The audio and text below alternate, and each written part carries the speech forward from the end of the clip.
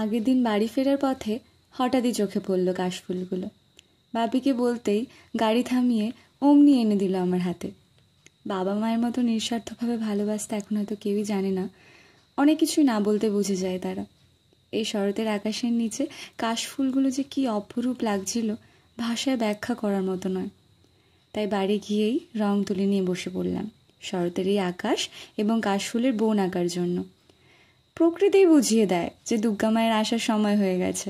ঠিক তেমনই একটু চেষ্টা করলাম প্রকৃতির এই আবেগটাকে রং ও তুলির মাধ্যমে ফুটিয়ে তোলার। দেখ মন কাশবন দুলছে যে শাড়ি, কবে ঢাক দেবে ডাক দিন গুনছে যে তারি।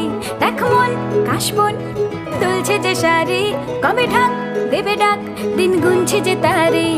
শিউলি মাখা গল্প আগমনীর সুর, কুমার টুলির গন্ধ ছড়ালো, বলো বলো দুর্গা।